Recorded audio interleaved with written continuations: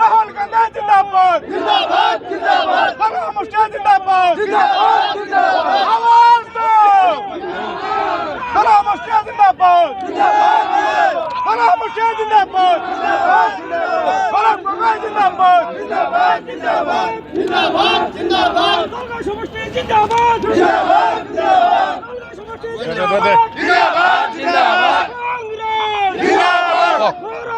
নিশ্চিতভাৱে অতি ভাল মুহূৰ্ত দলগাঁও সমষ্টিত আমি বহু কেইগৰাকী প্ৰাৰ্থিত্ব পাতি একেলগে আহিছোঁ আমি ইয়াতে কংগ্ৰেছৰ জয় ধৰি দিছোঁ দলগাঁও সমষ্টিৰ ৰাইজে আমাক কৈছে তোমালোকে মিলি থাকা আমি গাঁৱে গাঁৱে গৈছোঁ তোমালোকে এক হৈ থাকা তোমালোকে একতা হৈ থাকা আমি একতাবদ্ধ হৈছোঁ দলগাঁও সমষ্টিৰ ৰাইজে বিচৰা ধৰণেই তেওঁলোকে আমাক হুকুম দিছে তোমালোকে কংগ্ৰেছী প্ৰাৰ্থীসকল এক হৈ থাকিব লাগে আমি এক হৈ আছোঁ আজি এক হৈ আহি একেলগে আমি প্ৰাৰ্থিত্ব আবেদন দিলোঁ আমি কংগ্ৰেছত